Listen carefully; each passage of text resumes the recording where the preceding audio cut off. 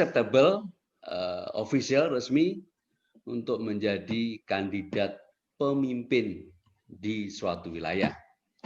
Malam hari ini kita akan ngobrol, saya akan ngobrol, dan Anda semua bisa menyimaknya. Dan ini penting sekali, karena siapapun Anda ketika Anda berada di Kota Mataram, kota yang sangat eksotik, kota yang unik. Nah, nanti uniknya apa kita akan cek, dan Anda sudah tahu semuanya, tapi kita tinggal rememori aja.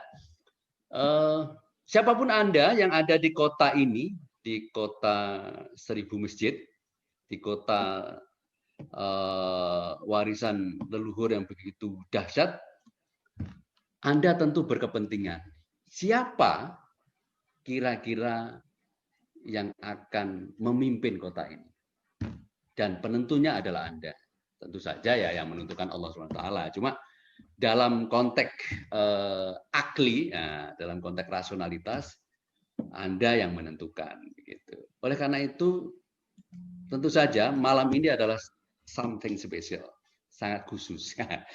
Dan ini pesannya udah jauh-jauh, 2 tahun yang lalu. Nah, kalau itu hoax, itu nggak benar. Itu nggak benar ya. Iya, begini maksud saya. Setiap kita tentu berkepentingan untuk tahu siapa yang layak saya percaya, kalau saya sendiri gitu, layak saya percaya. Nah, yang menarik adalah bagi warga kota memang agak sulit menentukan pilihan, karena semuanya adalah putra putri terbaik.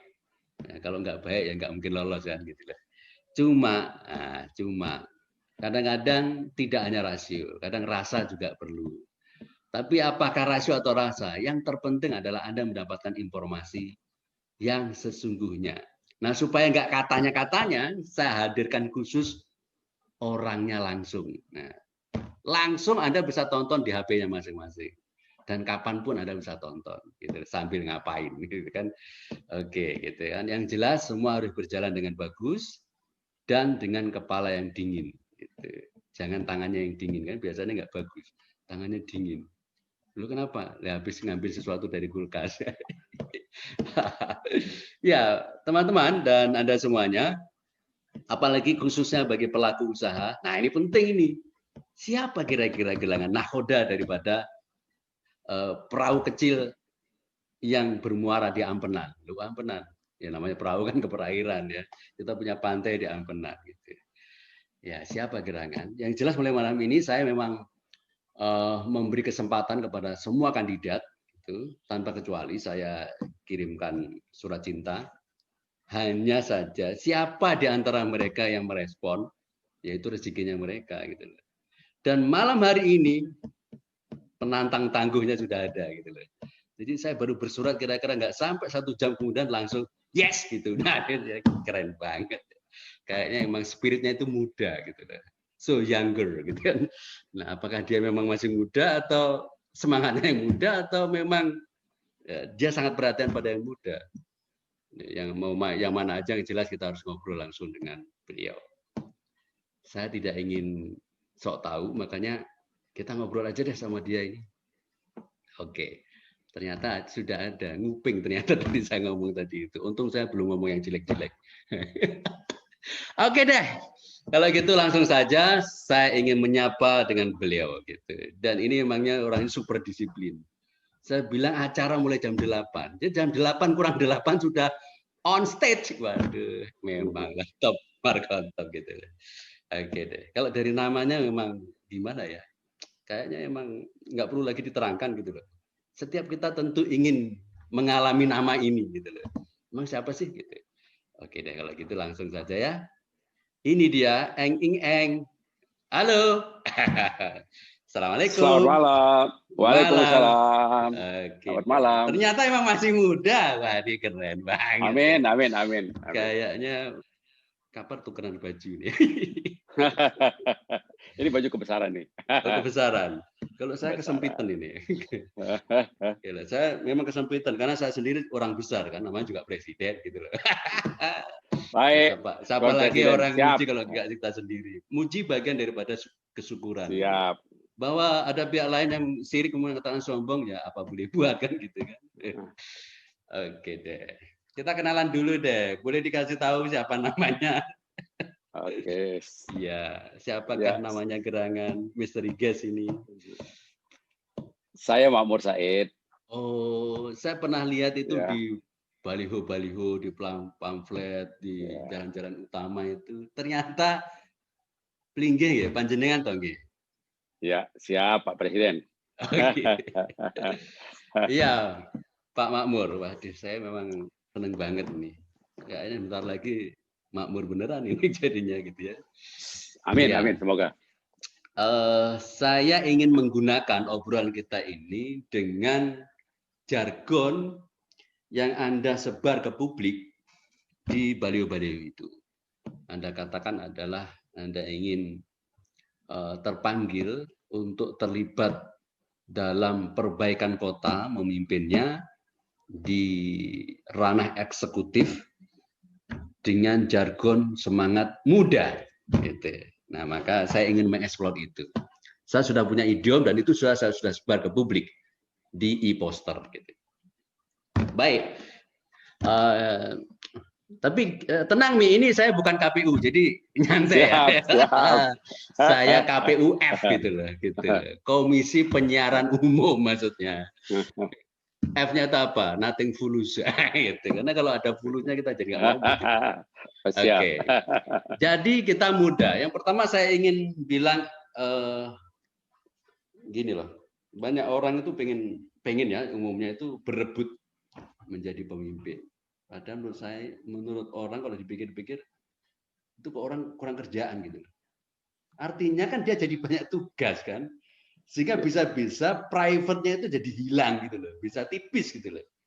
Lo kok pada berebut gitu loh. Nah, saya ingin tahu nih. Pada dengan memimpin itu menurut manajemen modern dan juga itu menurut kitab-kitab klasik itu memimpin adalah serving, adalah melayani. Nah, ini N. Saya ingin ngobrol sama Plinggih ini. Apakah Mami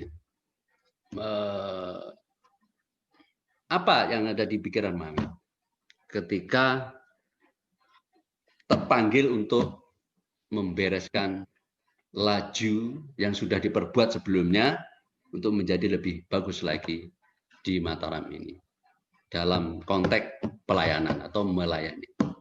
Gimana, Mi? Baik, terima kasih Pak Presiden, Mas Aldo. Jadi Oke. gini, saya adalah seorang pamong kalau zaman dulu ya, seorang birokrasi murni. Jadi selama karir saya, yang namanya birokrasi itu pasti konteksnya adalah filosofisnya melayani, bukan dilayani.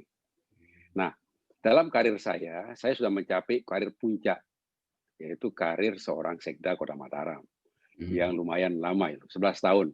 Waktu yang tidak sedikit dan tidak banyak orang yang mendapat itu. Mungkin di NTB baru satu-satunya sekda 11 tahun hanya ya saya. Padahal Ya. wali kota itu kalau contoh lancar ya eksekutif itu ya 10 tahun nih, nggak ada yang 11 tahun.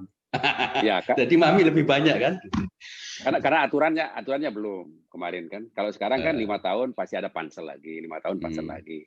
Okay. Jadi ya mungkin situasinya aja. Nah kemudian karena sudah sampai pada karir puncak, tentu itu sudah yang tertinggi. Maka pengabdian saya sudah selesai. Saya sudah selesai, diri saya sudah selesai. Kenapa sih bilang begitu? Karena secara karir maupun harapan saya ke depan kan sudah pensiun.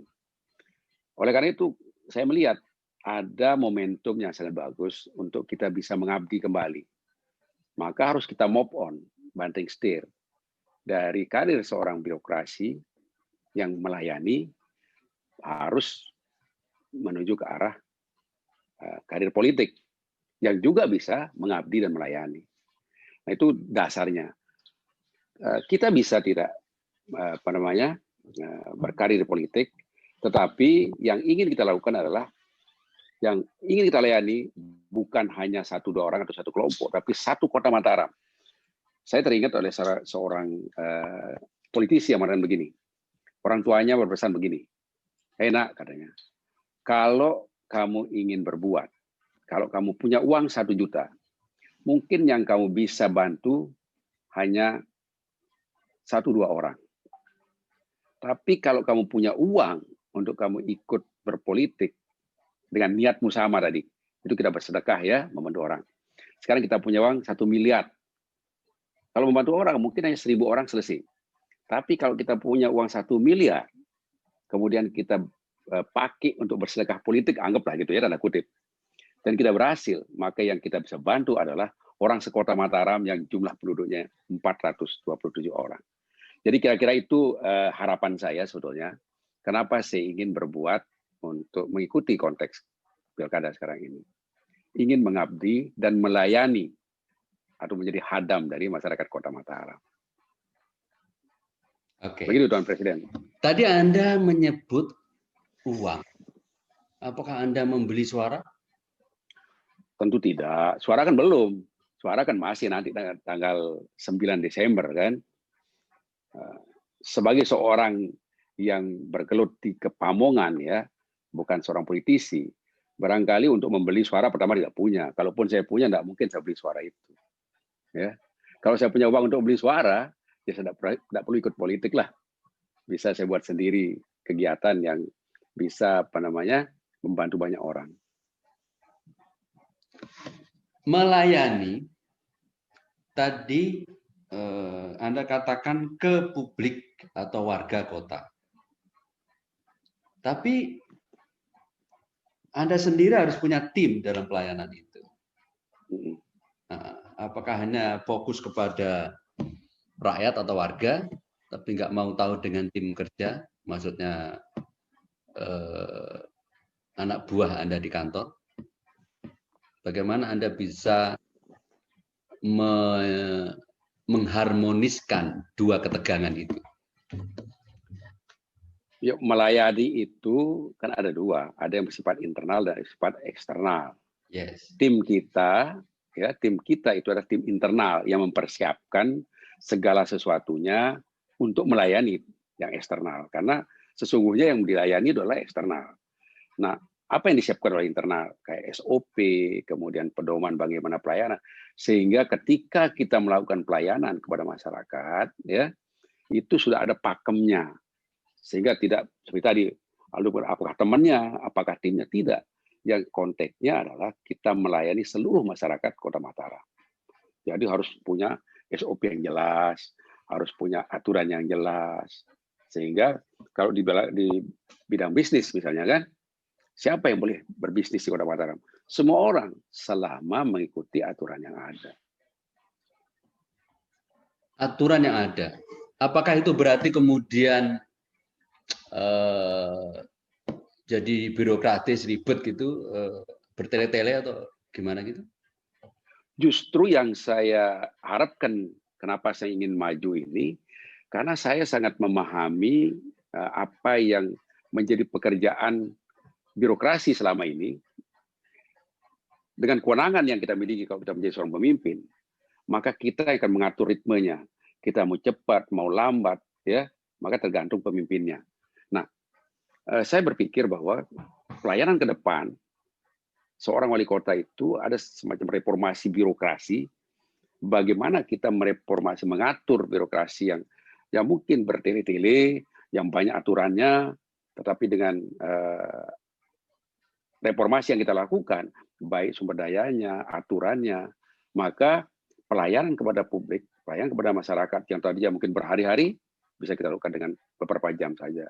Contoh yang real misalnya, setiap pengurusan surat keterangan, KTP dan sebagainya, mau bayar PBB pakai KTP, ya, mau bayar, mau nikah pakai KTP, pakai KK. Padahal database kita udah ada. Nah, saya berpikir bahwa ketika saya menjadi wali kota, itu semua kita reformasi sehingga cukup orang memperlihatkan KTP saja, kemudian mereka bisa mengurus apa saja yang diinginkan. Jadi tidak ada lagi fotokopi KTP, tidak ada lagi fotokopi surat KK, tidak ada lagi SK pensiunan. Contoh yang paling sederhana misalnya gini, orang mengurus PBB sekarang, ada ketentuan bahwa mereka yang pensiun dapat keringanan. Sebetulnya ini sudah lama aturan ini. Tetapi kenapa para pensiunan ini kadang-kadang enggan mengurusnya. Karena yang diminta apa? Yang diminta adalah SK pensiunnya, karibnya, KTP-nya, KK-nya. Sebenarnya untuk apa sih itu? Aturan bisa kita buat. Kalau aturannya bisa kita sederhanakan, kenapa harus panjang? Kita buat bahwa untuk mendapat keringanan cukup memperlihatkan kartu PWRI misalnya, atau KTP saja. Karena database kita sudah ada. Nah inilah namanya reformasi birokrasi. Dan banyak lagi tentu saja. Yang jelas bagaimana warga Mataram ini dapat dilayani semudah mungkin, sesederhana mungkin, dan semurah mungkin. Bila perlu, cukup hanya dengan charger, HP, dari rumah, mereka bisa mengurus segalanya. Tidak perlu harus kantor lurah, tidak harus kantor camat, tidak harus kantor wali kota. Mengurus MB misalnya. Kalau kita sudah punya tata ruang yang betul-betul bagus, orang ingin membangun ruko, orang ingin membangun rumah. Begitu dia akses melalui aplikasi yang kita siapkan, mungkin tidak sampai hanya 10 menit atau 15 menit, mereka sudah bisa dapat jawaban. Oh, Anda boleh membangun ruko di sini. Anda boleh membangun rumah di sini. Anda boleh berusaha di sini. Dan itu semua orang bisa mengaksesnya. Jadi kita tidak melihat siapa dia, karena yang berbicara adalah data dan IT yang ada. Sekarang kan zaman industri, revolusi industri 4.0, bahkan sudah menuju ke 5.0. Tidak boleh dong kita sekarang hal yang remeh-temeh harus kita pertahankan. Begitu Tuan Presiden. Apa yang Anda katakan itu sebenarnya tidak ada hal yang wow, nggak ada. Ya. Cuma lucunya sejauh ini itu kok nggak dikerjakan. Dan itu juga terjadi ketika Anda jadi sekda. Sebenarnya di mana problemnya? Dan itu yang pertama. Yang kedua, Anda menjanjikan itu bisa begitu. Sejauh mana kita bisa percaya bahwa itu can work, itu bisa benar-benar realisasi. Oke, kita tidak menyalahkan siapapun, tapi boleh kan kita mengatakan di mana sebenarnya titik krusialnya di mana, gitu. Baik, jadi saya tidak menyalahkan yang lama karena saya juga bagian dari yang lama. Kita sudah punya namanya pelayanan satu atap. Itu sudah sangat bagus. Tetapi persoalan kita adalah tentu ini belum kita melengkapi dengan teknologi yang terbaru barangkali ya. Karena sekarang kan sudah zaman revolusi industri IT 4.0 ini. Kemudian masih ada beberapa birokrasi yang harus kita sederhanakan kembali. Kenapa tidak saya lakukan dulu? Ya tentu saja kan perkembangan dunia teknologi kan luar biasa. Teknologi yang sekarang ini waktu saya belum ada, ya. Tetapi kita sudah mencoba memulainya dengan satu atap. Kemudian kenapa saya dilakukan? Karena saya adalah seorang teknisi, teknokrat. Saya bukan politisi. Jadi politisi itu membuat garis-garis kebijakan, seorang teknokrat itu kan melaksanakan kebijakan-kebijakan dari pimpinan. Jadi tidak hanya sekedar itu persoalannya, memang pada saat itu belum kita punya teknologi semaju pada saat ini. Oleh karena itu, jika saya dikasih kesempatan, kebetulan saya memahami tentang teknologi itu, ya walaupun secara teknisnya tentu tim yang bekerja, tetapi dari segi polisinya saya tahu, dari segi aturannya saya tahu. Maka kalau kita sekedar mengurus izin, misalnya persyaratan-persyaratan tadi ya, kita pangkas saja. KTP-nya kita sudah punya sekarang database yang sangat besar, tersedia di servernya untuk Capil. Jadi setiap orang mengajukan, mana KTP sudah ada. Kalau dulu kan belum online seperti sekarang kan, mana kakaknya sudah ada, mana kartu domisilinya sudah ada, mana surat pensiunnya sudah ada. Misalnya. Jadi apalagi yang kita cari? Kita belajar banyak dari, kalau kita lihat, mungkin Pak Mas Aldo sering belanja dengan belanja online. Coba kita perhatikan, belanja online itu tidak lebih dari 1 menit. Begitu kita bilang belanja, gitu kan, maka data kita sudah keluar dengan data yang sudah mungkin setahun kita simpan ya, sudah kita save, ada memorinya. Nah, kalau itu kita lakukan, kita bisa belajar dari ada Banyuwangi, ada Surabaya, ada apa namanya di kota-kota yang di Jawa yang sudah maju, kenapa kita tidak ikuti yang seperti itu? Tinggal kita mengikuti, saya pikir hal yang sama akan terjadi di sini. Oke, yang Anda katakan tadi masih berkisar soal teknis Melayani. administrasi. Enggak, iya melayani tapi hanya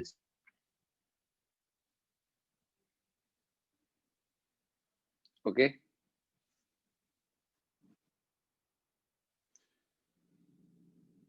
Suaranya hilang Pak Aldo.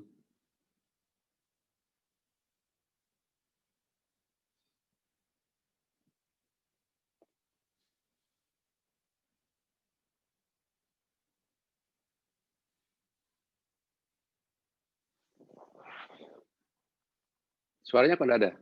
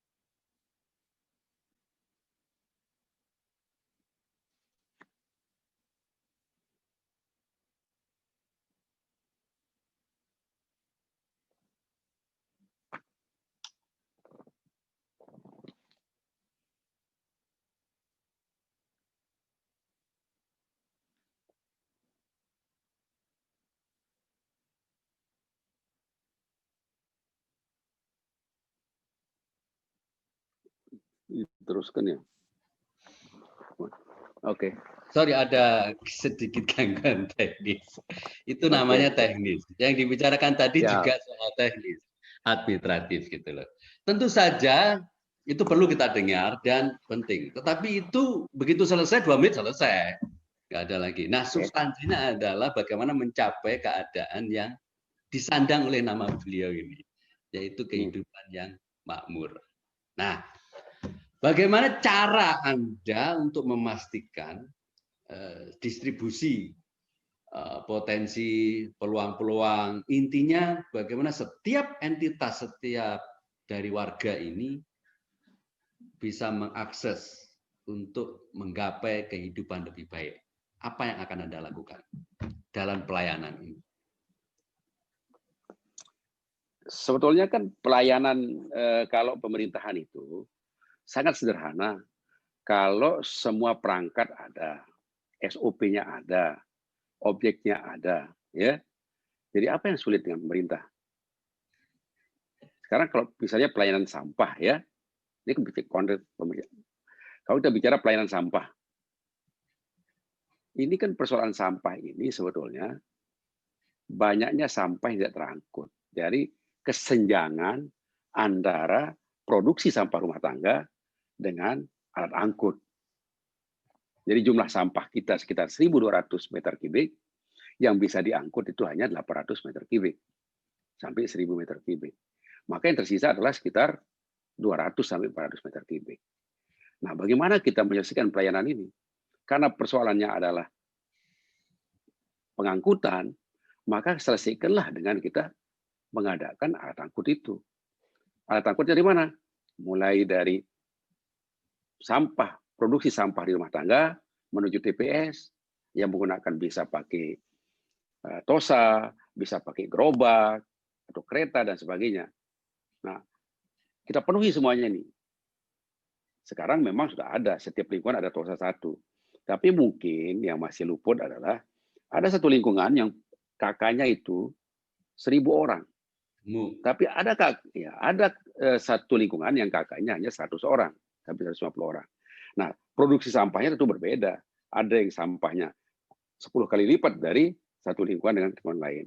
Dalam hal ini, yang kita lakukan pertama adalah kita menyesuaikan berapa jumlah alat yang ada di tempat yang padat penduduknya, berapa jumlah yang di tempat penduduknya yang sedikit. 1. Itu dari sisi produksi sampah di rumah tangga. Nah, kalau kita penuhi semua ini, maka semua sampah rumah tangga pada saat itu bisa kita angkut kemana? Ke TPS. Di TPS itu yang penting apa? Siapkan kontainer. Sejumlah produksi sampah yang diangkut dari rumah tangga. Nah, kalau setiap sampah yang datang ke TPS itu, begitu kontainernya penuh, kemudian diangkut ke TPA, dan begitu juga dari kendaraan yang dibutuhkan ke TPH juga, sejumlah produksi sampah yang dihasilkan setiap hari, rasanya tidak akan ada sampah yang tersisa. Ini kita baru menyelesaikan satu tahap, yaitu tahap antara produksi sampah dengan jumlah angkutan. Dari sisi lain, tentu tidak cukup. Kita perlu menyadarkan masyarakat sehingga bisa memilahkan sampah. Ada dua fungsinya. Satu, dipilahkan supaya sampah organik dan anorganik terpisahkan. Karena sampah organik ini kan bisa kita manfaatkan menjadi pupuk. Sampah anorganik ini bisa kita gunakan menjadi didaur ulang, bisa menjadi kerajinan tangan, kemudian bisa menjadi bahan bakar baru, ya, dengan alat yang teknologi yang ada, bisa dibuat briket dan sebagainya. Ini dua fungsinya. Satu, mengurangi sampah dari TPS menuju TPA. Yang kedua, TPA kita juga tidak cepat penuh. Karena kalau sudah penuh TPA ini, kemana lagi kita akan membuang? Barulah muncul ada bagaimana kita menyadarkan masyarakat melalui pelatihan-pelatihan. Nah, setelah itu, barulah kita menuju pada zero waste sesuai dengan apa yang menjadi program Bapak Gubernur kita di Provinsi NTB. Jadi harus ada tahapannya dulu, mulai dari kita bersihkan sampahnya, pemanfaatan sampahnya, pemilihan sampahnya, baru menuju zero waste.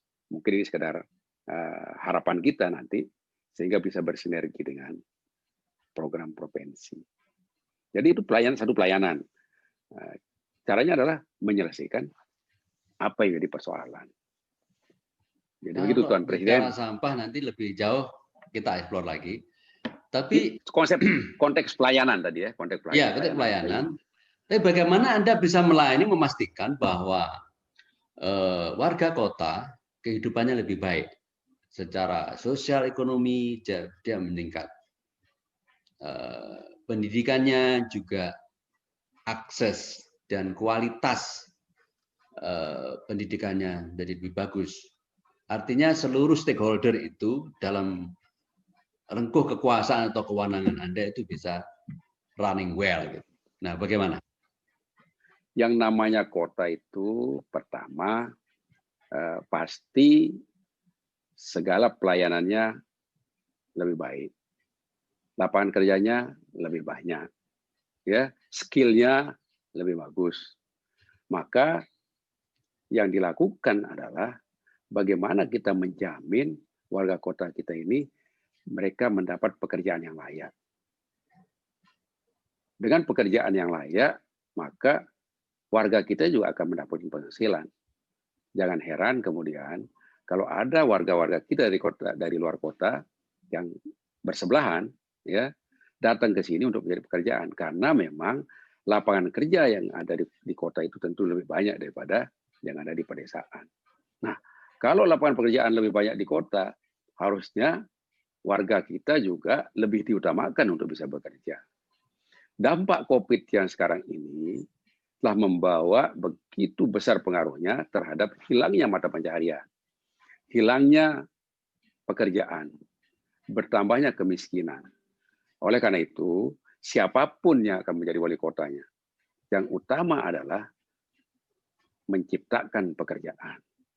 Sehingga mereka mempunyai penghasilan. Dengan adanya penghasilan, maka akan terjadi peningkatan konsumsi di satu sisi dan produksi di sisi lain, sehingga pertumbuhan ekonomi kita akan tumbuh dengan baik. Satu saja misalkan bagaimana cara Anda menciptakan pekerjaan tadi? Selama pandemi, yang paling gampang adalah ada namanya padat karya tunai. Ya, padat karya tunai ini adalah memberikan pekerjaan di setiap lingkungan yang ada sesuai dengan apa yang mereka miliki di sana. Misalnya ada saluran, ya, ada rabat jalan, ada yang paling sederhana aja, ada masker, gitu ya. Itu kalau kita bisa tukang jahit yang ada di lingkungannya, kita berikan dia supaya mereka yang bekerja dengan cara padat karya tadi itu. Kalau ada pemasangan rapat jalan, ada paving block, kita upayakan supaya orang yang ada di lingkungan itulah yang bekerja. Sehingga ada uang yang beredar di lingkungan itu. Anda yakin itu bisa bekerja, bisa berjalan dengan baik? Yuk, kalau saya jadi wali kota, sangat yakin. Maksud Kan saya adalah, saya punya teman namanya Rizal, ya gitu-gitu aja. Sementara saya itu dikenal tajir, saya pengusaha besar. Kalau itu Anda lakukan, saya bisa bersinggungan dengan saya. Artinya saya nggak dapat proyek.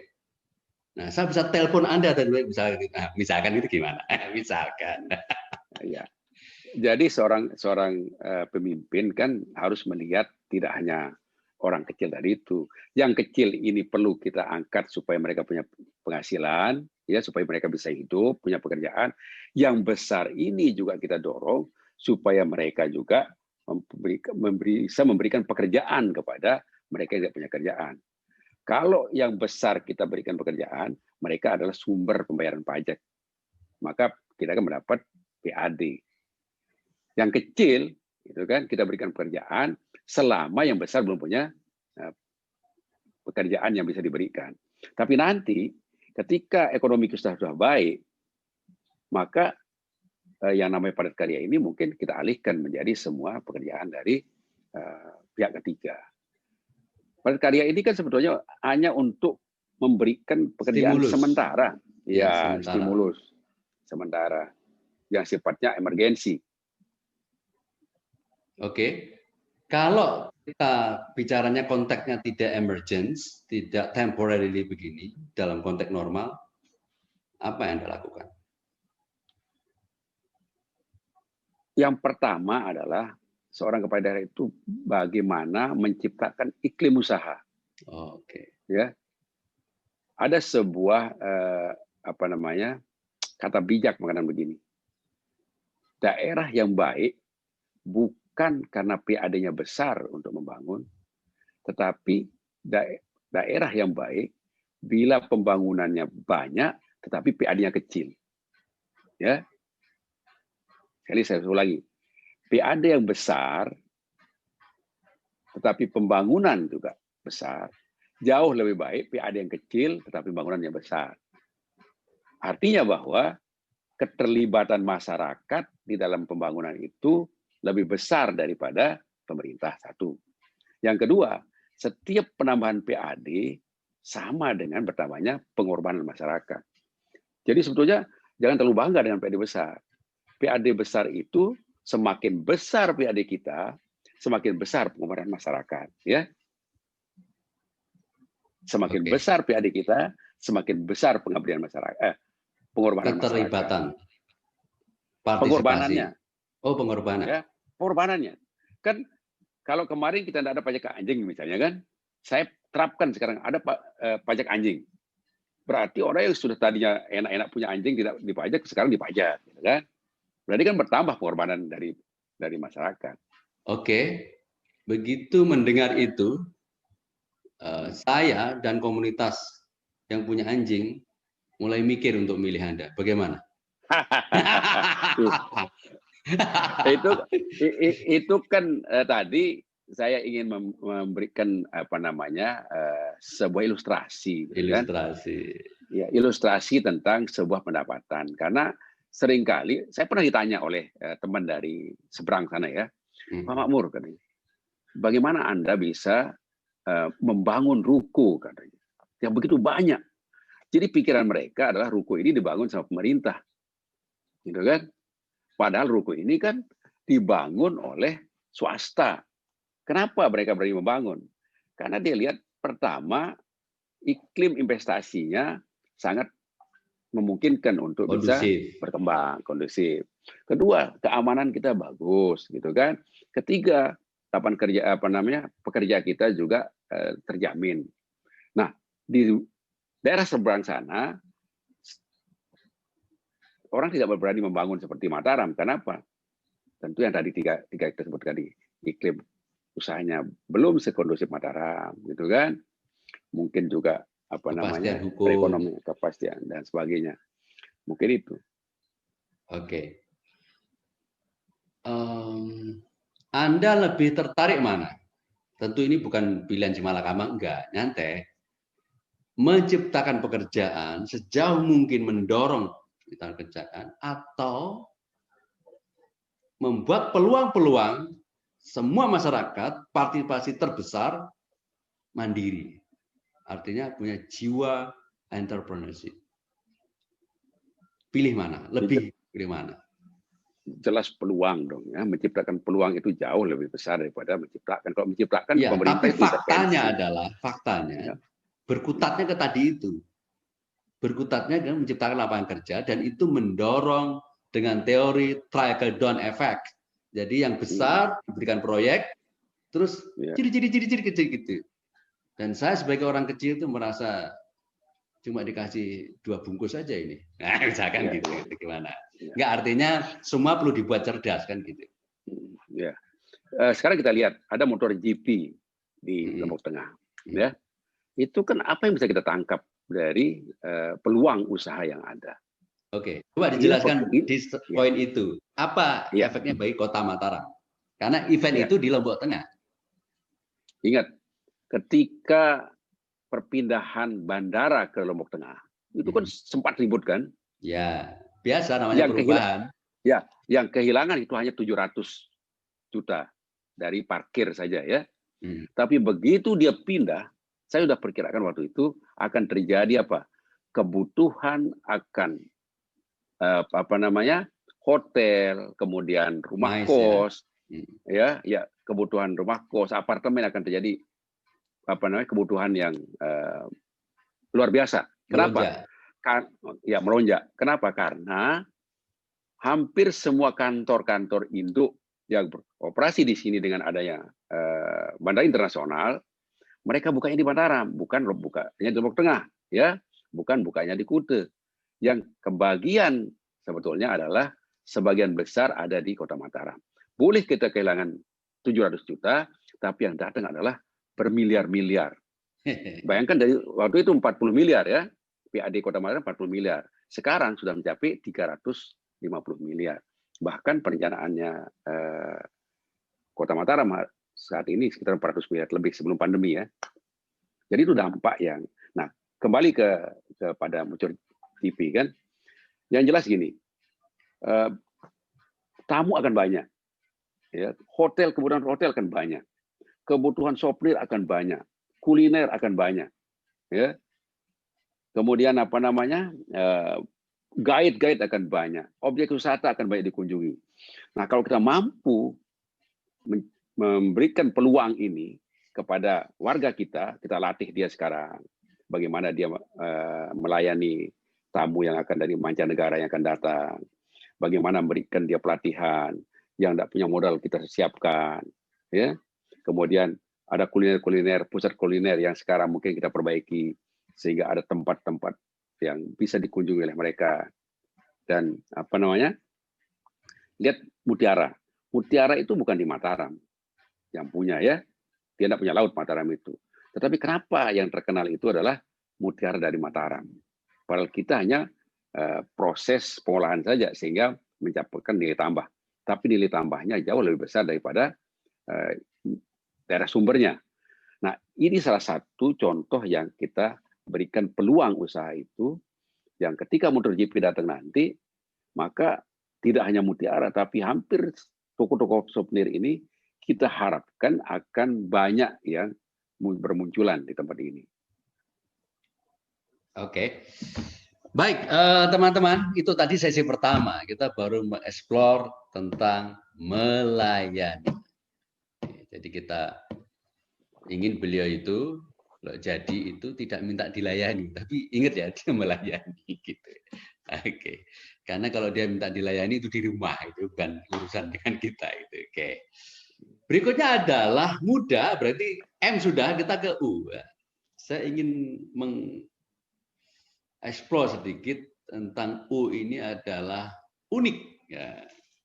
Nanti juga dari unik itu otomatis akan muncul resultan efeknya, hasilnya adalah keunggulan. U juga gitu kan. Unggul gitu. Nah, kalau unggulnya sudah ya bisa menjadi ultra. Jadi ya semua berawal dari uniqueness, keunikan, unik gitu ya. Apa yang unik dari calon namanya Makmur Said ini? Menurut Anda sendiri uniknya sampean ki opo, Cak? Gitu kan.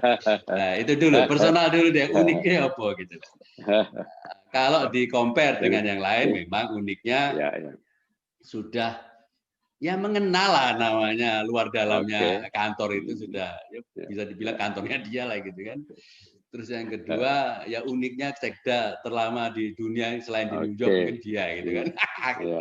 Nah tapi yang berefek ke kita ini apa uniknya sampai ini? Nah, itu dulu. Nanti ini saya tanya unik yang lain. Ini jangan-jangan dicurigai nih Pak Presiden PIB ini. Ini kok pakai jargon muda ya? Padahal muda itu kan lebih dulu kami Pak. Muda, makmur, ada, bisa, ya. Tapi oke lepas dari itu ya. Jangan-jangan nanti orang mengatakan ini Pak Aldo ini nggak apa-apa. Nggak apa-apa Saya ya. presiden mau dibilang apa ya resiko kan. Ya. Unik yang secara pribadi ya saya lihat dari sisi saya ini ya. Nanti kan Aldo lihat ya. Ada dua. Apa itu? Keunikan pertama adalah orang mengatakan sentra terlama di NTB katanya. Sebetulnya keunikan itu karena nasib aja. Kenapa saya bilang nasib? Itu almarhum Pak Ruslan itu ketika menjadi wali kota dipercayakan saya kan selama 5 tahun. Kemudian 2010 dari Pak Ruslan ya? Iya dari Pak Haji Muhammad Ruslan almarhum kan itu yang mengangkat saya jadi sekda. Tahun 2010 itu kan terjadi pilkada. Pilkada seperti sekarang ini ada dua kemungkinan kalah menang gitu kan. Secara kebetulan gitu kan saya waktu itu Pak Ahyar Abduh ini yang sekarang menjadi wali kota menjabat sebagai wakil wali kota dan beliaulah melanjutkan karena estafet dari Bapak Haji Muhammad Ruslan dengan warna yang sama, dengan platform yang sama, dengan tim yang sama dan termasuk saya di dalamnya gitu kan. Tapi saya membayangkan kalau dia kalah Pak Ahyar mungkin saya tidak jadi sekda. Nah, di sana uniknya ya, unik yang pertama. Jadi nasib saja keunikannya itu. Yang kedua, orang banyak bertanya tentang kenapa sih Pak Makmur mau nyalon dan apa betul bisa sampai jadi calon. Karena ingat, syarat menjadi seorang calon itu pertama punya partai, punya massa, punya modal. 3 syarat ini ya ada semua. Harus ada semua, gitu kan? Walaupun Anda emang punya semua. Nanti dulu kita. Yang jelas nggak punya kan bukan orang partai kan gitu. Iya. Pertama saya tidak punya partai, ya kan? Saya tidak punya massa karena seorang birokrasi. Saya bukan orang politisi kan, dan saya bukan seorang yang dari keturunan yang memang punya massa, tidak. Yang ketiga, yang namanya PNS ini sama aja, ya. Walaupun saya punya usaha sedikit, tetapi tentu tidak akan mampu kita untuk berpolitik seperti itu. Ya, inilah keunikan kemudian yang orang mempertanyakan sampai hari ini. Apa betul Pak Makmur itu menyalon? Kok berani-beraninya tidak punya ketiga-tiganya? Nah, itulah keunikan yang saya miliki ya. Kemudian menurut Ami ini, apa yang unik di Mataram yang sekarang ada? Artinya unik itu tempat lain nggak ada. Iya. Bisa kita lihat dari unik dari sisi fisik ya, tempat, lokasi, bisa unik dari usaha, bisa unik dari orang. Nah, sekarang kita lihat ada satu jalan yang mungkin satu-satunya di NTB ya. Atau di dunia mungkin? Ya saya tidak pernah keliling dunia ya, tapi paling tidak di NTB. Itu kalau ke Kejaksaan Tinggi di sebelah barat itu ada 2 jalur ke selatan ya. antara Polda sama Kejaksaan Tinggi. Itu kan satu-satunya yang ketika berbelok itu melalui kanan, bukan lewat kiri. Di Ya. sisi kanan ya? Ya, di sisi kanan. Itu kan tidak pernah terjadi itu. Unik juga buat apa namanya Kejaksaan jalan yang ada. sama Dan Polda. Polda. Nah, itu yang mana? Kalau kita dari arah Malomba mungkin ke arah mana? Dari Polda. Dari Malomba kita ya. mau ke Islamic Center. Ke kanan dulu. Oh. Ke arah, ya kan? Itu kan melalui jalur kiri tuh. Ya kan? Kanan. Iya, artinya yang seharusnya yang benar itu kan kita ambil dari jalur kiri. Tapi dipakai jalur kanan kan? Iya. Ya. Jadi nanti belok situ terus nanti ujungnya bisa ke Majapahit atau bisa juga lewat Jalan Pemuda itu ya? Iya. Oh, iya itu sedikit. Tapi mungkin sedikit tapi unik gitu.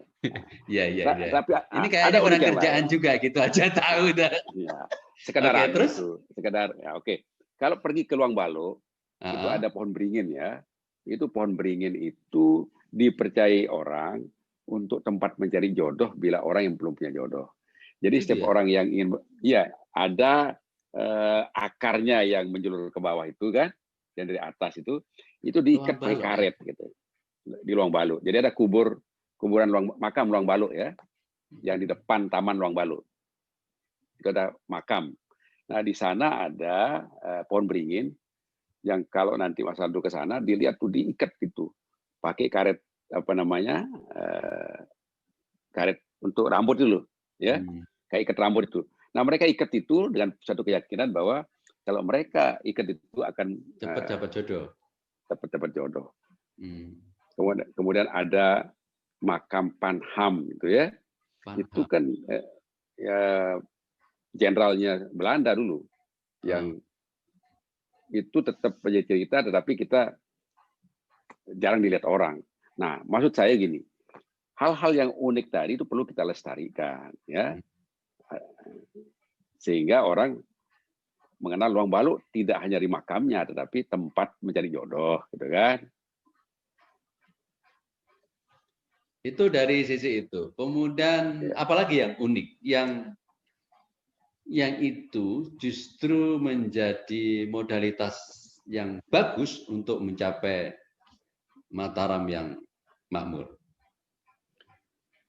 Kita punya budaya di Mataram ini, yang, misalnya gini, kalau Aldo lihat orang Lebaran dan orang Maulidan, ya, nah, Lebaran itu pada umumnya orang akan Lebaran itu kayak ini, Hari Raya Idul Fitri ya. Ya. Aldo, ya. Itu orang Hari Raya Idul Fitri. Kalau di kampung saya di Lombok Tengah, Lombok Timur, ya, itu pada umumnya mereka rayakan ketika begitu hari pertama kan. Oh iya. Hari pertama, kedua.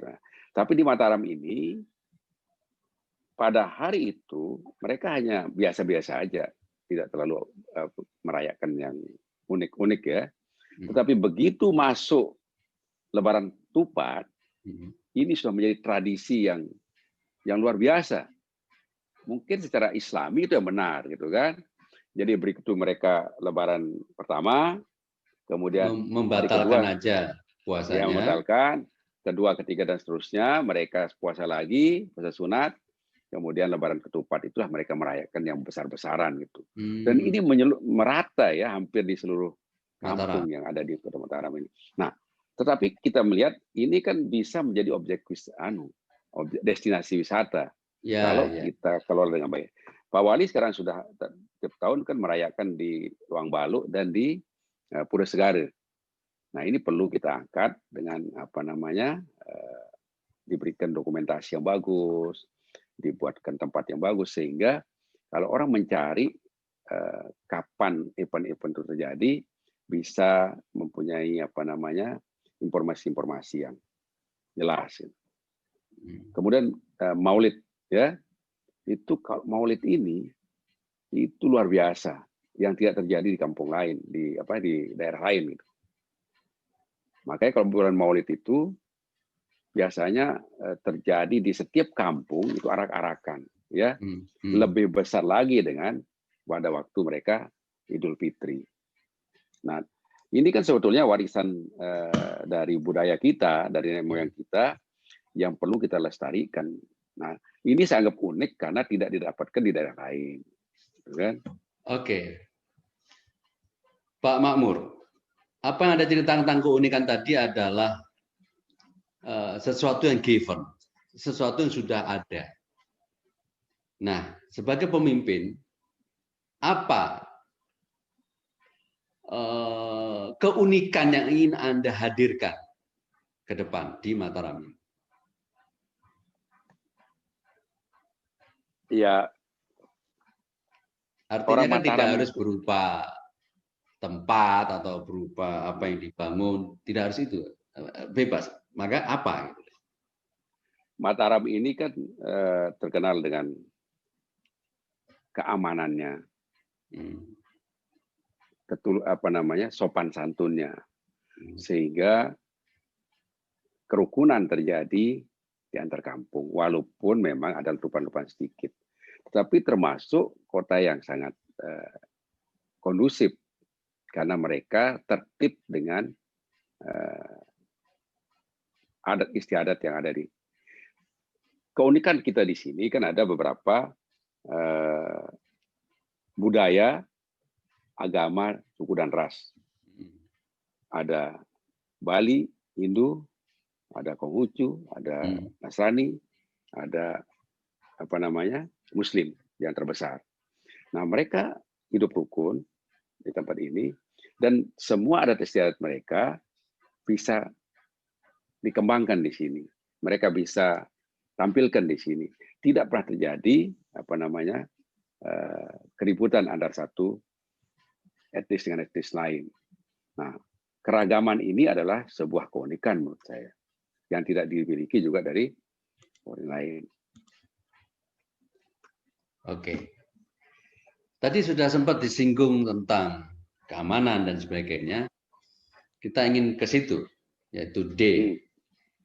Itu damai. Sebelum saya mengeksplor ini, saya ingin balik dulu. Anda tadi sebut sekda terlama, terus yang sekarang jabat dan sebagainya. Kritik pedas kepada Anda adalah, kalau saya pilih makmur, berarti kan melanjutkan rezim lama. Nah, gitu. Apalagi itu pasangannya putra mahkota dari yang sekarang. Gitu. Nah, terus apa dong yang ini? Nah, misalkan begitu, bagaimana Anda? Orang Mataram itu pemilih cerdas. Ya, kan kota namanya, karena akses informasi kan begitu cepat. Dan kotanya kecil, sehingga informasi begitu cepat sampai. Yang sekarang diinginkan oleh orang Mataram adalah sebuah gagasan dan ide. Siapa yang punya gagasan yang bagus, ide yang bagus untuk memakmurkan Mataram, ini bukan nama saya, memakmurkan Mataram, maka saya kira itu yang akan menjadi pilihan. Kita sering mendengar bahwa seolah-olah setiap pilkada, setiap pileg, kalau tidak pakai uang, orang tidak bisa dipilih. Saya mencoba berkeliling. Saya angkat persoalan ini. Apa betul? Tidak usah kita keliling, cukup saya memberikan uang 50.000, saya kasih sembako, kemudian Anda milih. Itu ada semacam perlawanan dari orang-orang tua dan tokoh-tokoh itu. Dan sekarang dirasakan juga oleh anak muda itu. Betapa ruginya ketika mereka mau menerima kemudian memilih orang yang menurut dia mungkin kan hanya uang. Di legislatif juga sama. Ada satu kampung yang pemilihnya banyak ya, tapi tidak satu pun ada anggota dewan. Dan dia rasakan itu. Padahal kalau dia pilih orang kampungnya sendiri, satu dewan itu aspirasinya bisa sampai 1-2 miliar. Itu yang akan masuk di kampungnya. Nah, momentum ini saya pakai sekarang untuk memberikan pendidikan politik kepada mereka, karena saya tahu bahwa kalau kita berbicara uang, tentu tidak mungkin seorang pensiunan kayak saya akan punya uang. Ya. Maka saya coba jual gagasan itu, ide itu, supaya mereka bisa mencerna, dan betul nggak gagasan ini bisa saya aplikasikan. Ada 3 yang Betul, ya, betul bahwa seorang pensiunan. Justru itu makanya banyak orang boleh meragukan seorang makmur tentang independensi, ketegasan, bukan kekerasan, lugasnya, imparsialitas dalam mengambil sebuah keputusan. Justru karena makmur nggak punya uang, bahaya ini, karena dia disetir oleh orang yang punya uang. Apa tanggapan Anda? Hidup seorang pensiunan itu kan sebetulnya kalau tidak ada pekerjaan politik, tidak pernah usaha. Kalau dulu-dulunya kan begini, udahlah ngomong cucu, tinggal di rumah, ke masjid, ya banyak ibadah. Dan banyak orang juga mengatakan kepada saya, kenapa mau? Kan coba pakai untuk ibadah, gitu kan. Tetapi kita masih diberikan kesempatan, diberikan kesehatan, dan ada yang mendorong juga kita teman-teman untuk kita, ayo coba terapkan ilmunya. Masa ilmu yang sudah didapat sekian lama, sekian banyak itu hanya dibawa begitu saja untuk pensiun. Nah, ada dasar itulah kemudian saya bertekad bukan untuk mencari uang, ya, bukan untuk mencari kekayaan, bukan mencari jabatan, tetapi ini adalah ajang untuk kita mengabdi dan membantu banyak orang. Seorang gubernur Jawa Barat mengatakan begini, apa bedanya Bapak Gubernur ketika sebelum menjadi gubernur dan setelah jadi gubernur? Dulu sebelum saya jadi gubernur, katanya, saya pegang yayasan. Kalau saya ingin mengumpulkan anak yatim 100 orang, itu proposal saya ke sana kemari, katanya. Banyak proposal dan belum tentu saya dapat, katanya. Tapi ketika saya jadi gubernur, katanya, membantu anak yatim 1.000 orang, 2.000 orang, cukup disposisi saya kepada sekda, maka anak yatim akan datang. Nah, kalau kita lihat persoalan sekarang tidak punya pekerjaan, tidak ada modal, ya, kemudian mereka banyak yang tidak mampu berobat. Dengan sebuah kebijakan yang dilakukan oleh seorang pemimpin, saya kira semua akan terselesaikan selama tentu dukungan anggaran dan lainnya tersedia. Disinilah kita berbicara prioritas. Makanya ada kalau bicara tentang konteks pilkada ini, ya, ada sebuah kartu sakti saya miliki, tapi nanti kalau saya ditanya baru saya jawab, ya. Oke, kita lanjut ke damai, ya. Di situ ada keamanan, ya. Bagaimana kita bisa menjaga harmoni dan damainya kota ini? Apa resep Anda? Pertama, ada namanya FKUB, ya. Nah, FKUB itu Forum Kerukunan Umat Beragama, karena salah satu sumber kedamaian itu adalah rukunnya antar warga masyarakat kita dari semua stakeholder, semua agama, semua ras. Gitu. Mereka berkumpul di sana untuk bergabung dan membicarakan segala aspek yang terkait dengan agama mereka masing-masing, ras mereka masing-masing. Dan nah, dibuatkanlah satu SOP untuk kerukunan beragama ini. Jadi kita berjalan pada tatanan SOP yang ada, sehingga tata tertib dalam kita bermasyarakat di Kota Mataram ini sudah ada. Nah, inilah yang jadi pegangan kita, sehingga akan tercapailah kedamaian itu. Tetapi jauh sebelum itu, orang bisa damai itu apabila sudah merasa kenyang, orang sudah bisa punya pekerjaan, orang sudah punya tidak lagi memikirkan perut dan sebagainya, baru berpikir tentang kedamaian. Tapi kalau sekarang kita mau bicara damai, sementara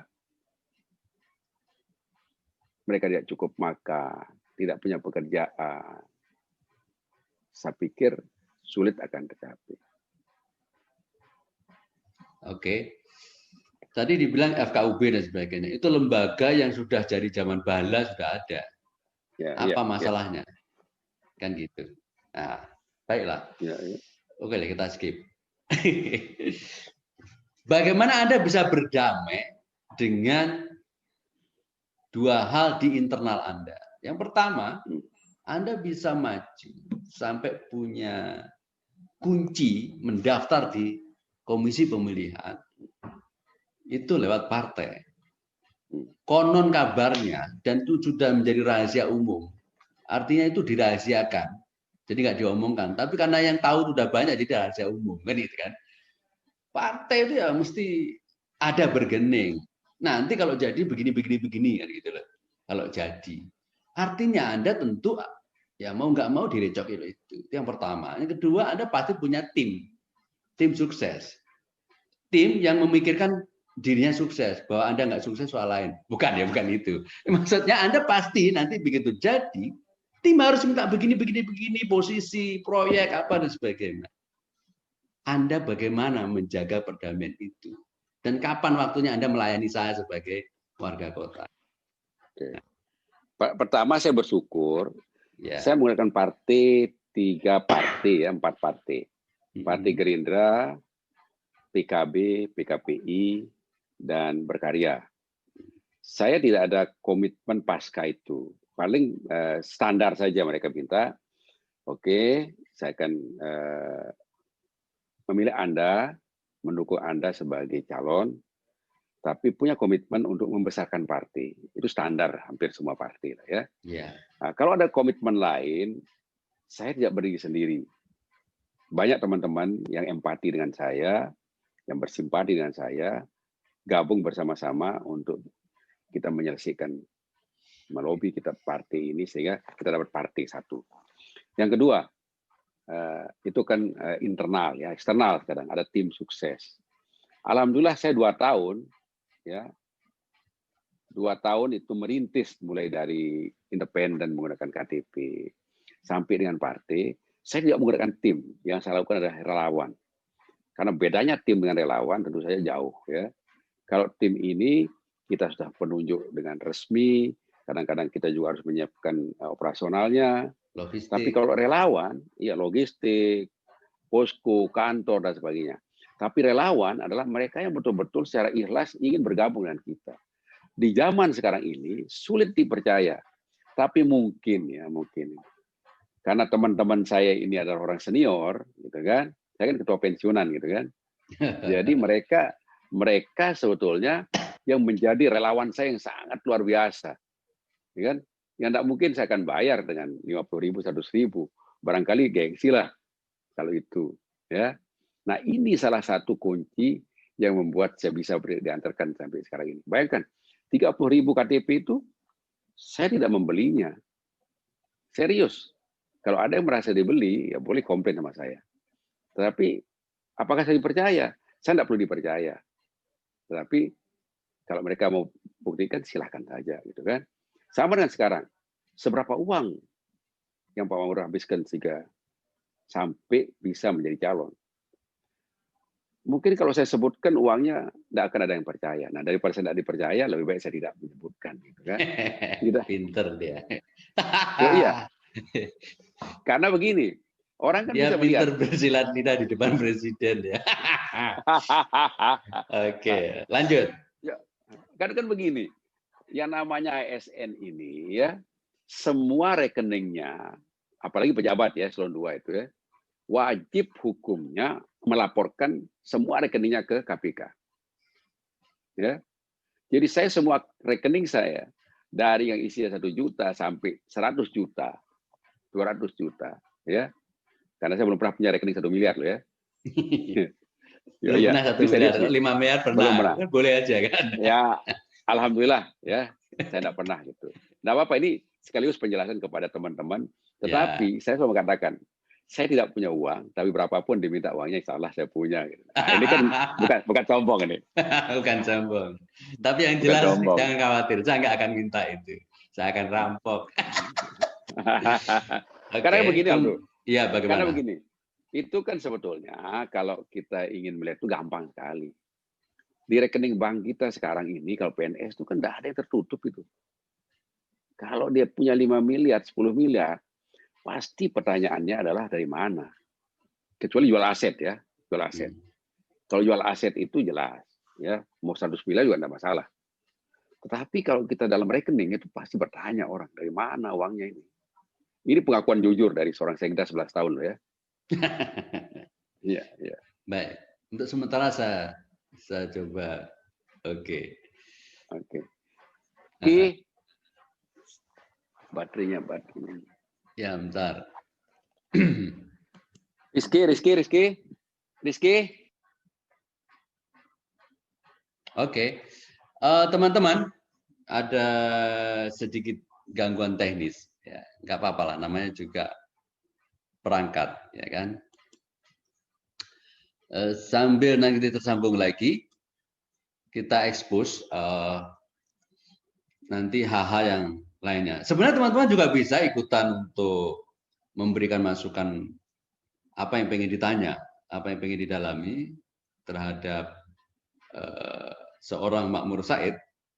Anda bisa menuliskan di kolom komentar di streaming YouTube yang saat ini lagi on. Ya, Anda bisa menulis di situ. Nanti saya sempatkan untuk saya bacakan untuk bisa direspon oleh Makmur. Iya. Sambil kita nunggu tersambung dengan Makmur ya. Jadi mulai malam ini nanti PIB akan serial, akan beruntun menyajikan, menghadirkan dialog-dialog dengan para kandidat kepala daerah yang kita mulai dari Mataram. Ya. Oke. Sudah tersambung. Tapi suaranya belum, suaranya. Diklik yang di mic itu, Mi. Oke. Oke, nah sekarang sudah tersambung. Oke, sudah ya? Iya, saya ingin mengulang memori ketika kita muter TVRI ketika itu. Selalu ada tulisan di layar bahwa kerusakan bukan pada pesawat televisi Anda. Artinya ada gangguan dari pusat gitu. Yang Ya. saat ini sepertinya terjadi. Oke, Mi, silahkan duduk di Sudah. tempatnya semula. Iya, sebentar. Sebentar. Oke. Ada kerusakan sedikit. Oh iya, ini nih, Ya. udah. Ya, Oke. videonya belum nongol. Hah? Videonya, gambar. Ya, sekarang bisa. Iya. Lowbat berarti. Oke. Videonya, diklik gambar kamera. Ya, oke. Ya, oke. Oke, agak mundur. Nah, oke, sip. Ya, saya tidak ingin nanya jumlah rekening Anda. Nggak ada hubungannya dengan saya. Boleh. Karena sumbangan banyak sekarang ini. Maksud saya kurang berapa tinggal ngomong sama saya gitu. Ngomong aja kan nggak apa-apa, saya denger aja kan. Soal saya ngasih atau enggak Ya, itu kan prerogatif saya kan gitu. Ya, kita bicara soal damai. Jadi muda MU sekarang gede. Ya, damai. Tadi juga sempat sudah disinggung sama Pak Makmur bahwa ada beberapa titik letupan yang itu sedikit agak mengganjal dari potensi besar dari Kota Mataram, yaitu tentang budaya yang adiluhung dan sebagainya. Tapi juga ternyata juga komplit Mataram ini. Ada satu tradisi, ada satu kejadian, tapi itu sempat berulang, yaitu ada gegeran antar kampung, kan nggak menarik banget. Ya. Bagaimana Anda menyelesaikannya? Beri garis besar pemikirannya. Iya. Ya, Pak. Ya, alhamdulillah saya sejak kejadian kampung yang dulu tahun 2000-an ya sampai dengan yang terakhir di dekat kampung saya selalu terlibat dengan itu. Jadi nggak usah disebutlah kampungnya. Ya, makanya saya sangat memahami tentang itu. Tetapi cara penyelesaiannya memang macam-macam. Penyebabnya sebetulnya tidak pernah secara langsung masalah agama, masalah ras, tidak. Biasanya dimulai dengan masalah remaja. Bisa Pemicunya, karena ya? mereka, pemicunya. Bisa karena yang hal kecil misalnya mereka miras misalnya gitu kan. Atau mungkin karena ada perempuan berpacaran. Ini kan pemicunya kecil sebetulnya. Kemudian berimbas pada isu yang berkembang yang kemudian membawa kampung sentimen, sendiri. sara. Ya, saya kemarin kebetulan ketemu dengan tokoh dari salah satu kampung yang mereka sangat tidak ingin dengan itu, karena buat mereka kan ketika terjadi seperti kejadian seperti itu, maka betapa besar kerugiannya, karena mereka adalah seorang rata-rata pedagang, tidak bisa berjualan, mereka sadar itu. Nah, oleh karena itu kita berharap jangan sampai terjadi seperti itu. Maka pencegahannya pertama, kita tidak boleh terlena dengan aparat keamanan. Misal dulu pernah kita merencanakan di tengah-tengah itu ada pos polisi, ya, yang memang rawan konflik seperti itu. Sehingga dengan berdirinya pos polisi itu paling tidak itu akan bisa dilihat oleh kedua kampung itu. Nah, ini sampai saat ini belum terrealisasi, maka ini akan kita lakukan. Yang kedua, berulang kali harus kita lakukan adalah pertemuan antar kampung yang berdekatan ini, sehingga mereka betul-betul bisa, sebenarnya mereka kan banyak yang sudah menikah antar kampung itu. Kemudian setiap saat juga mereka bisa bertemu. Hanya soal komunikasi aja, diajak silaturahmi. Artinya, bagi seorang makmur Said, itu gampang lah gitu ya. Bukan gampang, artinya kita punya gambaran. Possible lah gitu ya. Ya. Bukan gampang gitu. Dia enggak, saya nggak tahu apakah dia emang nggak pede dengan dia atau bukan. karena coba lihat gini. Atau sopan santun ngomongnya kan gitu. Karena ada kecenderungan begini, kalau kita menggampangkan, justru dicoba kita. Kan namanya politik kan macam-macam kan, dicoba gitu. Tenang aja Pak. Oke, kan tadi berangkatnya bukan seorang politisi, jadi mau dicoba atau apa? Nah, percobaan. Namanya percobaan kan kita mau yang serius, dia mau main-mainan percobaan, jadi nggak usah dilayani kan. Oke. Tapi begini, damai. Apa yang secara garis besar, apa komitmen Anda dengan perdamaian, rasa damai, nyaman, ketentraman, keamanan yang terjamin, hukum yang ada kepastiannya, tidak memihak, gitu. Bagaimana Anda bisa, saya bisa, boleh juga tuh, kayaknya make sense gitu. Apa penjelasan Anda? Ya, pertama kita mengajak warga kita harus disiplin, harus tertib, punya SOP yang jelas, gitu kan. Sehingga di dalam kita melakukan sesuatu itu berpegang pada tata tertib itu. Jadi kalau awik-awik kampung itu, setiap kampung itu ada, ya, saya kira itu menjadi kekuatan aturan yang ada di setiap kampung. Karena beda kampung kan ada kemarin yang bagus itu, ketika satu kampung itu mengatakan begini, apabila ada satu orang yang terkena dengan narkoba misalnya, ya, maka akan dikeluarkan dari kampung itu, misalnya seperti itu kan. Nah ini kan luar biasa itu, siapa yang mau dikeluarkan dari kampungnya? Apabila terjadi misalnya ada gagasan dari almarhum Pak Mariun, bukan gagasan ya, tapi yang kemarin sedang dikembangkan oleh lalu Mariun tapi almarhum ya, itu ada semacam balai penyelesaian sengketa, gitu kan? Nah itu kan kalau ada di tiap kampung, saya pikir semua persoalan-persoalan yang terjadi di kampung tidak akan sampai di tingkat aparat, gitu kan? Nah, siapa yang berisi di sana? Tokoh-tokoh masyarakat, tokoh pemuda, tokoh adat dan sebagainya. Jadi ini sangat membantu terhadap kedamaian yang ada di tiap lingkungan yang ada di Kota Mataram. Di tingkat kota ada, di tingkat kecamatan ada, di tingkat kelurahan ada, bahkan di tingkat lingkungan. Itu kemarin kan sudah diresmikan oleh Bapak Gubernur, ya. Dan Pak siapa yang berisi di sana? Ya, ya, oke. Lanjut. Ya, siapa ya Pak? Siapa? Nggak ada. Tadi ada sedikit gangguan sedikit. Oke. Jadi itu yang kita harus kita manfaatkan ya. Lembaga-lembaga informal seperti itu, justru itu yang harus kita dahulukan. yang kita saya berjanji sama almarhum Pak Marion, kalau saya jadi wali kota, saya bilang, setiap kelurahan harus ada lembaga mediasi itu. Saya pernah menjadi ketua BPSK, Badan Penyelesaian Sengketa Konsumen. Kalau ada konsumen-konsumen yang kecil, ya, yang misalnya terjadi ada pembelian susu kadaluarsa, ada terjadi sengketa antar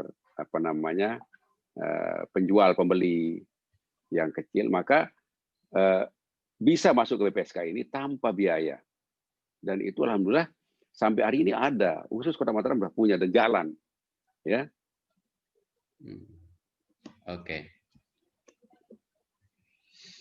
Terus kemudian ya namanya politik kan sindir menyindir kan. Damai. Apakah berarti ya udah temui Pak Makmur, damai sudah. Terus gimana? Ya damai. Artinya nyindir, kalau udah makmur kasih berapa damai lah gitu. Nah, gimana Anda merespon ejekan yang nggak enak kayak gitu? Damai yang sesungguhnya gitu ya. Kekuatan seorang pemimpin sebetulnya ketika dia selalu mau mendengar masyarakatnya, apalagi mau menemui masyarakatnya. Karena memang komitmen kita ketika kita ingin menjadi seorang pemimpin, maka kita sudah wakafkan waktu kita, tenaga kita, ya, dan segalanya.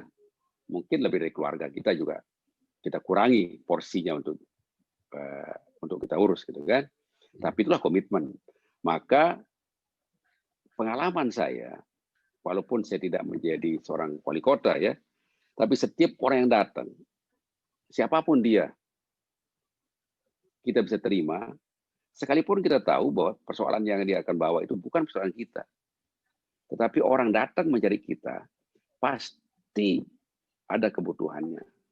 Ya, bukan soal kebutuhan mau minta uang, tidak. Tapi ada persoalan yang mungkin perlu disampaikan kepada kita. Terima saja. Nah, kalau kita sudah terima, nanti akan dia tahu ada jawabannya. Mungkin bisa kita selesaikan lewat kita, atau mungkin bisa kita salurkan ke orang lain, atau mungkin juga dia tahu bahwa oh ternyata ini bukan porsinya Pak Makmur. Kuncinya adalah kita mau mendengar mereka, temui mereka, ya, insya Allah mereka akan selalu punya kesan yang baik terhadap kita. Kan kita bukan Superman yang bisa menyelesaikan segalanya. Tetapi ketika kita mau menemui mereka, insya Allah tidak ada yang sulit sebetulnya. Oke. Kemudian the last item muda ada di A. Jadi saya ingin Anda mengeksplor bagaimana sebentar ya. Bagaimana Mataram ini keindahannya itu lebih, ya, keindahannya lebih, ketertiban tadi sudah terjaga. Jadi A yang saya maksud adalah asri. Nah, bagaimana? Misalkan tentang tata ruang, apa blueprint Anda ke depan? Setiap kota, ya, pasti perkembangannya melebihi dari ekspektasi. Ada ketentuan di dalam tata ruang, 30% minimal jalur untuk ruang terbuka hijau. Tapi yang terjadi sekarang adalah kurang dari itu. Memang ini konsekuensi dari sebuah kota.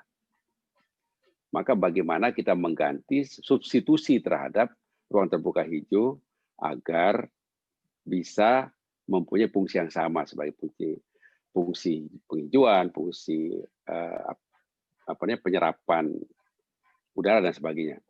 Nah, ini menyangkut masalah dekorasi kota, masalah penataan kota. Untuk tata ruang misalnya, ada kepastian hukum dari pemampatan lahan. Kalau lahan yang kita miliki, yang ada sekarang ini, sudah tertata sesuai dengan tata ruangnya, maka tidak akan terjadi pelanggaran. Karena dia tahu bahwa di sini jalur hijau, di sini boleh ada perdagangan, di sini boleh perumahan, ya. Maka proses perizinan pun cepat, gitu kan. Kita juga tidak akan melanggar dari si aturan. Tapi kalau masih abu-abu ini persoalannya. Maka yang terjadi adalah harus kita lengkapi dengan RDTRK, rencana detail tata ruang kota di setiap sudut kota ini. Sehingga tidak ada lagi ruang-ruang yang masih abu-abu. Ini dari sisi penataan tata ruang kota. Nah, dari sisi keasrian tentu saja sebuah kota itu yang dilihat adalah dekorasi kotanya, ya. Taman kotanya. Nah, kita punya public space mulai dari Luang Balok, kemudian Panti Ampenan, kemudian Udayana, Selak Alas, Pagutan. Nah, ini kita revitalisasi sehingga fungsi taman yang ada sekarang jadi kayak fungsi. Kalau sekarang kan lebih pada sasaran rekreasi saja. Mungkin ada kulinernya. Bisa kita tambah dengan olahraga yang lebih tertata baik, kemudian bisa menjadi ruang publik untuk siapkan tempat ruang baca, ruang rekreasi keluarga, sehingga tidak perlu jauh-jauh harus ke Senggigi misalnya kan, harus ke pantai. Di setiap tempat kita dekatkan. Kalau setiap kecamatan, setiap lingkungan kita punya kita punya space yang kosong, maka inilah menjadi ciri khas Kota Mataram, bahwa setiap kecamatan ada ruang terbuka hijau, setiap kelurahan ada ruang terbuka hijau, walaupun sedikit 1 are 2 are, tetapi dimaksimalkan pemanfaatannya. Maka saya yakin Mataram akan menjadi kota yang asri. Kalau yang Anda ceritakan tadi itu, Anda hanya melanjutkan yang sudah ada, tidak ada inovasi origin dari seorang makmur. Ya, pertama yang baik harus kita lanjutkan, ya. Jangan kita anti dengan yang lama. No, tidak ke situ pertanyaan saya. Iya, makanya gini. Ya, yang baik itu kita lanjutkan. Nah, yang ada sekarang kita maksimalkan. Contoh sekarang, kalau di setiap space itu kita pasangkan WiFi, ya, sehingga anak-anak kita ini tidak hanya datang hanya sekedar berrekreasi, tetapi juga bisa menjadi tempat edukasi, ya. Kemudian kita lengkapi dengan sarana-sarana lain yang memungkinkan mereka bisa berlama-lama di tempat itu. Jadi sekarang kan, apalagi rumah kita sekarang ini kan kecil-kecil sekarang ini. Tempat rekreasinya mereka kecil, tidak ada tempat bermain di rumahnya.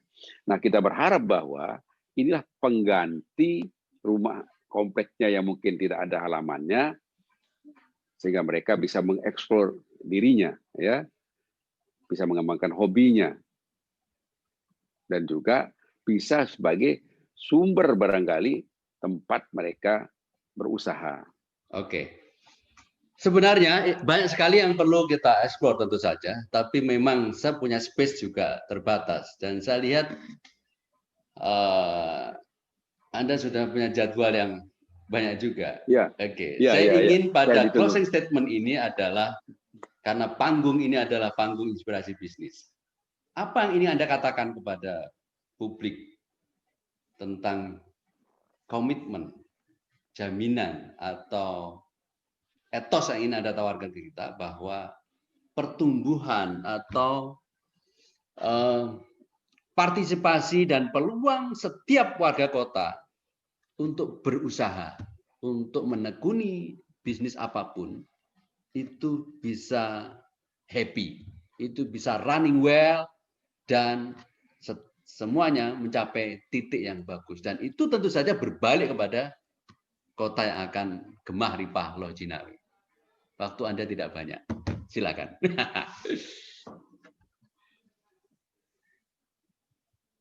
Siapkan sistemnya yang bagus. Ya.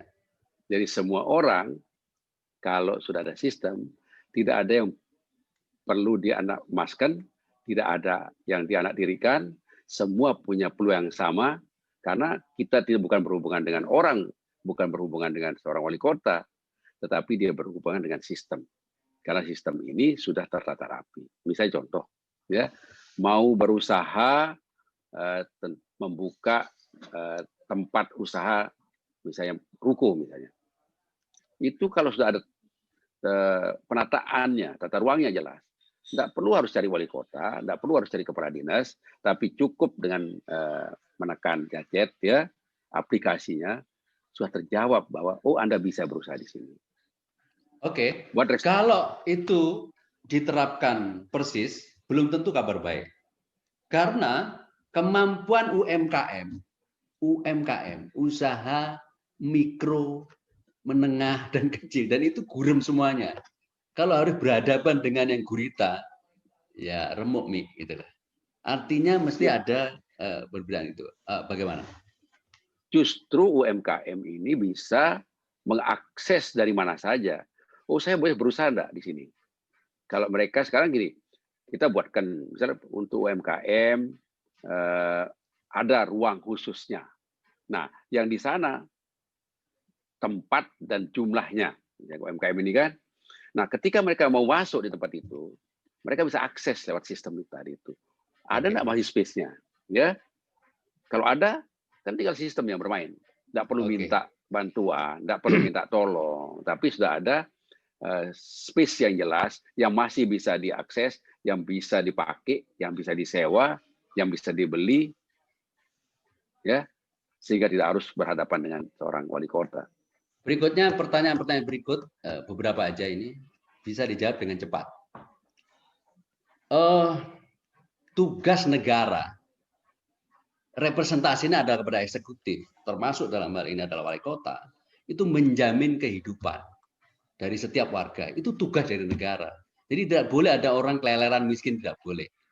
Artinya ketika ada warga negara itu berbisnis, dia menjadi eksponen dari PIB, itu adanya menjadi mitra strategis. Artinya harusnya ada apresiasi. Tapi faktanya dia bertele-tele ngilis izin dan sebagainya gitu. Pertanyaannya, kalau tadi sudah dibilang sih, artinya Anda betul-betul bisa ya itu menyederhanakan proses perizinan. Singkat saja jawabannya, bisa atau tidak? Sangat bisa. Pertanyaan berikutnya, mengapa rezim sebelumnya itu tidak dilakukan? Bukan tidak dilakukan, tetapi kan kita bicara sistem. Kan tadi Tuan Presiden mengatakan zaman revolusi industri 4.0 yang memungkinkan kita mempercepat segala proses. Nah, itu yang kita terapkan sekarang. Nah, kemarin kan ada yang sudah pakai sistem, ada yang manual gitu kan. Oke, tapi benarkah hanya persoalan teknis? Bukan persoalan kapabilitas dan goodwill atau political will dari kalau saya lebih pada sistem. Karena begini, contoh yang paling nyata ya. Kalau Aldo mau urus izin, toko saja misalnya, itu ada 2 instansi yang terlibat. Satu harus mengurus izin di perizinan, tetapi ada namanya SKRK yang harus diurus di dinas KPU-an. Nah, 2 institusi ini yang harus dilalui oleh pemohon izin. Artinya bahwa ini belum bekerja sistem yang baik. Tapi kalau sistem itu udah bagus, cukup satu tempat, satu titik, satu orang, atau mungkin satu aplikasi akan menjawab bahwa oh ya bisa. Oke, itu tadi diucapkan menarik. Tapi karena budaya corrupt, power tend to corrupt, and absolute power tend to corrupt absolutely. Jadi kekuasaan itu cenderung korup. Tidak sederhana. Sebelum Makmur menjadi wali kota, saya kepala dinas A. Dan saya sudah punya kebiasaan bla bla bla bla gitu. Itu kalau diubah ada perlawanan dalam tanda petik. Jadi Anda akan ada constraint di dalam tim Anda sendiri. Bagaimana? Saya kira tidak seperti itu. Karena saya kan sudah 11 tahun saya menjadi sekda dan tahu kok karakter mereka itu. Kalau ada kata-kata ada yang bilang saya di tempat basah, si X di tempat kering, itu istilah apa? Makanya karena ada kesempatan. Tetapi kalau sistem, contoh sekarang ya, ketika perubahan penerimaan PNS, ASN dari manual menjadi komputerisasi, tidak pernah ada komplain, tidak pernah ada bayar. Begitu sekarang kita berhadapan dengan komputer, hari itu jam itu juga kita tahu lulus seperti tidak selesai. Ya kan? Begitu? Nah, ya. Saya menjadi ketua ketua penerimaan berapa tahun jadi ya? Dari 2006. Ya 10 tahun. Jangankan itu Pak Wali Kota waktu itu sampai bilang sama saya, Pak Sekda, masa enggak bisa bantu terakhir saya jadi wali kota? Nggak bisa, Pak, karena komputer ini. Dan Oke, beliau itu. terima. Tapi Beliau tentu terima. Anda mendengar kan bahwa ada yang jual tanah, ada yang ini, tapi itu habis berapa? Pernah dengar Itu kan? sebetulnya. Oh, sering. Ke saya Ya. juga banyak. Tetapi begini, karena orang tuh bermain kayak pasang jaring ya. Jadi kalau jaring itu, kalau ada ikannya, alhamdulillah. Kalau enggak ada ya sudah. Jadi dijanjikan begini, kalau Anda lulus, Anda bayar berapa? 100 juta. Kalau Anda enggak lulus, saya kembalikan uangnya. Enak kan? Kalau enggak lulus, ya selesai, kembalikan uangnya. Tapi kalau dia lulus, dia miliki. Padahal ya lulusnya memang lulus murni. Anda bagaimana cara menghilangkan kemungkinan kayak gitu lagi? Buka setransparan mungkin. Ya. Oke. Sistem bisa dibaca oleh siapapun. Oke. Pak Makmur, saya sudah punya alarm tadi itu memang, gitu loh. Jadi maaf, bukan sampean yang harus punya acara, tapi saya sendiri punya alarmnya. Jadi kita harus berakhir sampai di sini. Barangkali di sesi akhir, apa yang ingin Anda katakan kepada kaula muda? Jangan mengatakan pilih saya nggak mau. Ya, apa yang ingin Anda katakan kepada kaum milenial di kota ini? Saya berpesan, ya, karena ini akan ada pilkada ke depan, maka untuk mengetahui siapa orang-orang yang akan menjadi pemimpin ke depan, tolong perhatikan apa yang ditawarkan oleh mereka, apa yang menjadi ide dan gagasan mereka. Karena inilah yang akan membawa Mataram ke depan. Jangan hanya mendengar atau melihat dari jauh. Bila perlu, ajak dia berkomunikasi dan tanya apa komitmennya terhadap kaum milenial misalnya. Insyaallah dengan cara seperti itu, Anda tidak akan salah memilih. Terima kasih. Assalamualaikum warahmatullahi wabarakatuh. Waalaikumsalam warahmatullahi wabarakatuh. Demikian tadi sebuah ikhtiar yang dikomitmenkan untuk menciptakan terwujudnya Kota Mataram yang makmur dengan semangat muda. Kita ketemu di episode berikutnya. Terima kasih pada semuanya. Panggung Inspirasi Bisnis, ciptakan momentum hidupmu. Assalamualaikum warahmatullahi wabarakatuh.